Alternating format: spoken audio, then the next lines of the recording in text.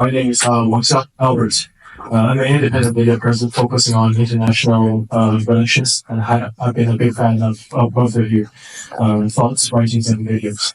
Well, in China, people recognize the world shifting from unipolar to multipolar. So many people believe that EU could become one independent pole, yet Europe doesn't seem to share that ambition. For example, the US pushed the EU to de-risk supply chains from China despite Europe's limited manufacturing capacity. And now China is the bad person just because China is not sanctioning Russia like the EU or the US do. So, do you see potential for Europe to become a truly independent pole, and how should China engage with Europe today? Well, I just came back from Europe, from Berlin, last week. European EU officials are still pretty arrogant, to be honest.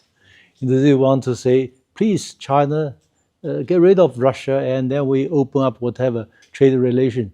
I said, my goodness, you have to wake up. You don't have independence. You don't have autonomy. I said, China, like a bullet train, we don't wait for you to wake up. So we are deeply disappointed with EU. It does not have its real foreign policy, security policy. It's become vassal state of the United States. Until it wakes up to its own interests, we don't wait for them. That's it. I think the European situation is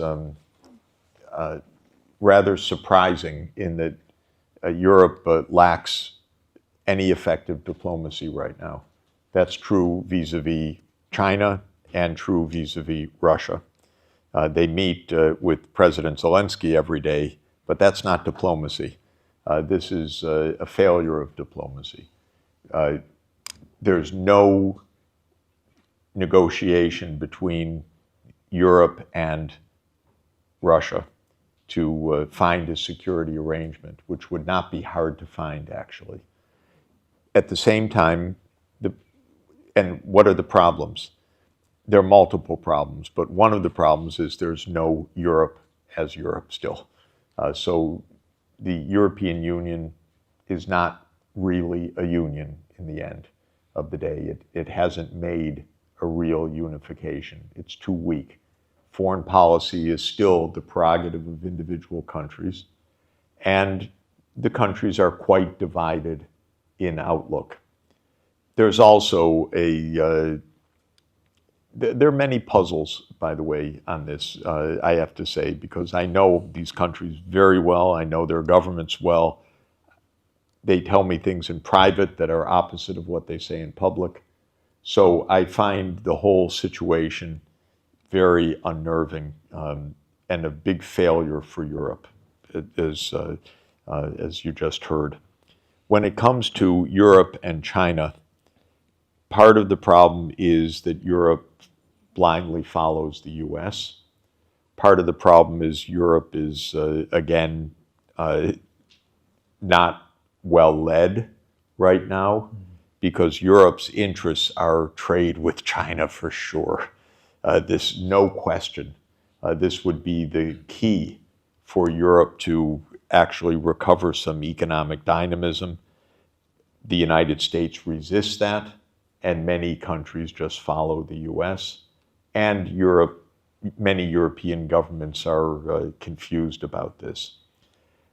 What I believe, one of the things I hope could be the case is that actually some of the other independent actors in this drama in Eurasia could help to bring Europe and China effectively closer together. And I'll give you one little example.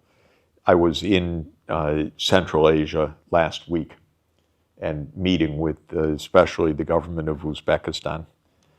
They have the concept of the 5 Central Asian countries, which is Turkmenistan, Uzbekistan, Kazakhstan, Tajikistan, and Kyrgyzstan, forming a middle corridor that connects China and Europe, because this is the old Belt Silk Road, and they want to form a transport and digital and environmental corridor, which makes a lot of sense.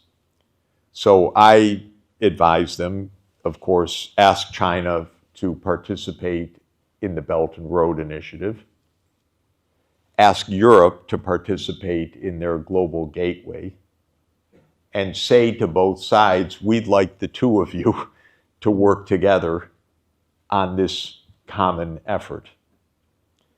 In other words, Central Asia could be kind of a little bit of a magnet pulling Europe and China into a common practical effort because they're in between and they need both sides.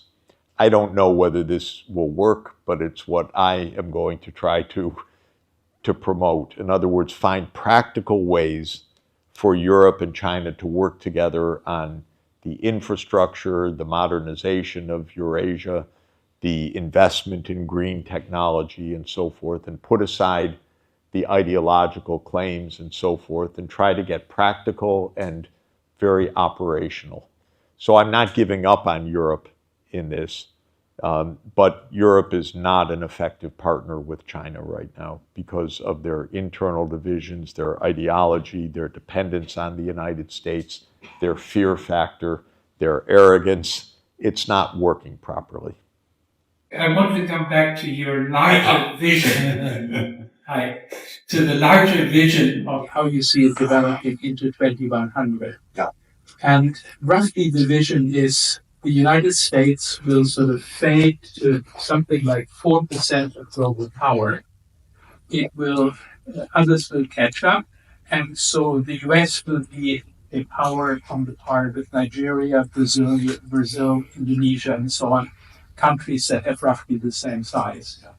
So I can sort of see, I mean, I wouldn't be very happy with that world, but I can see how US policymakers and the US public are horrified by that. Right now they have 20% of world economic power, roughly speaking, 50% of world military power, and they are rule makers. They have tremendous influence of how the world is structured.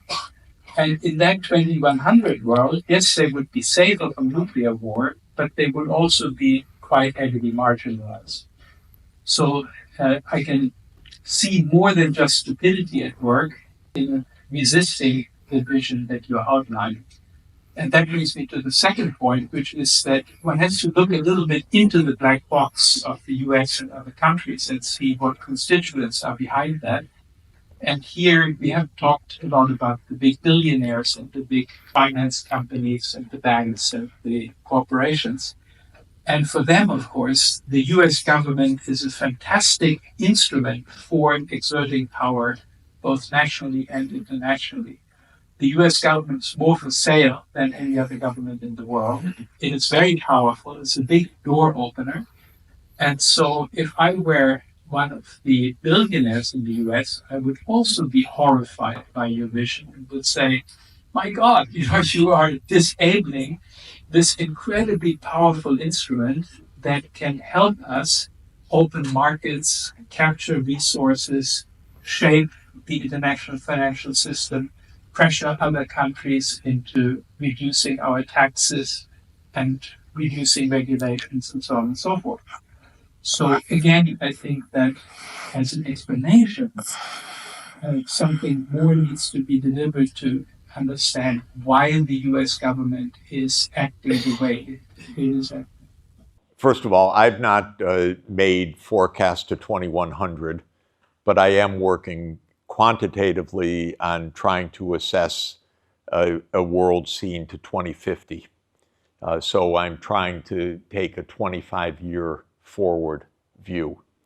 And in that 25-year view, I don't remember exactly the numbers, but the United States economic share measured at purchasing power parity comes to something like 11%. So it's not that it's down to nothing or down to just population parity. It still is a rich region, much above the average world GDP per person, but yes, not in any sense dominant. And I think it's already true, of course, as we know, the BRICS 10 countries, so Brazil, Russia, India, China, South Africa, Egypt, Ethiopia, UAE, Iran, and Indonesia are 41% of world output, according to IMF 2024 data, compared to the G7, which is,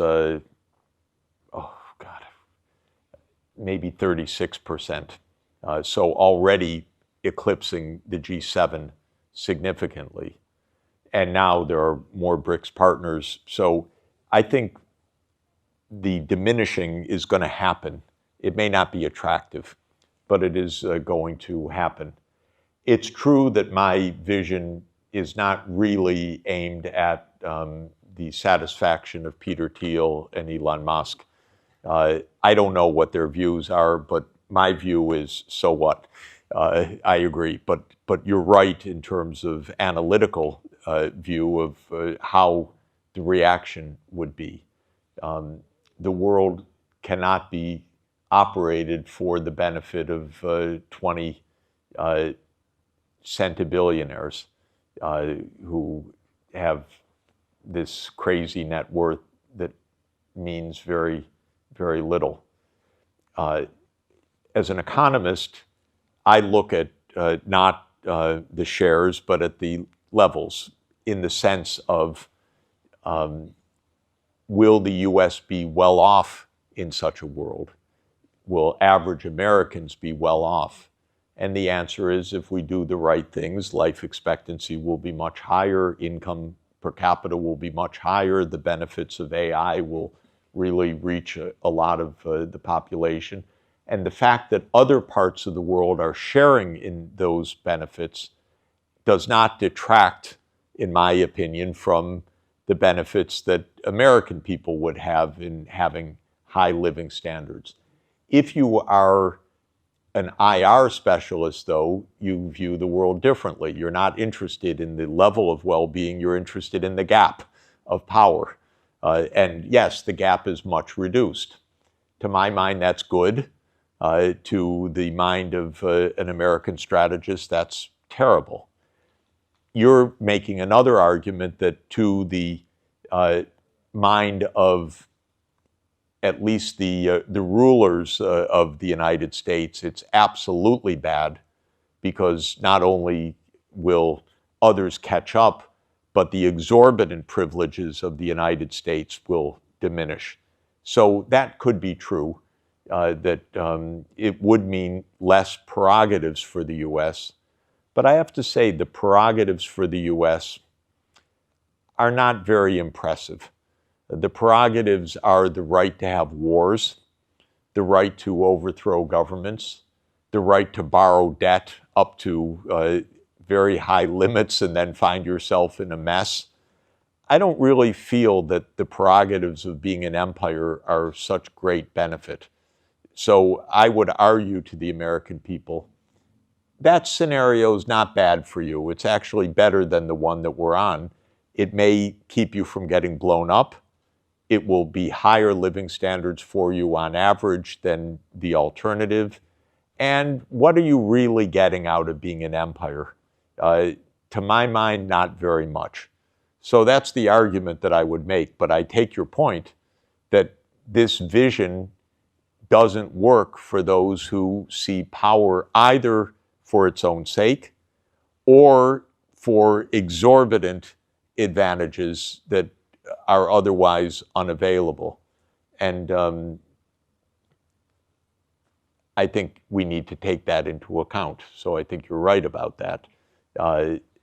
And to the extent that the U.S. is run by its billionaire class, we're in for a lot of trouble. 偷偷告诉大家，我最近发现了新法宝 Royal Face 逆时奇迹系列，它有活肤露、全效精华，还有精华霜。尤其我皮肤比较偏干，所以我非常的注重保湿。保湿做得好，肌肤自然烹润。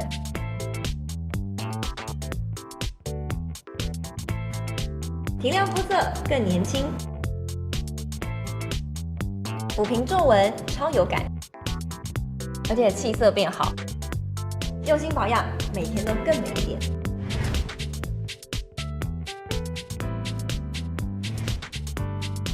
美吧。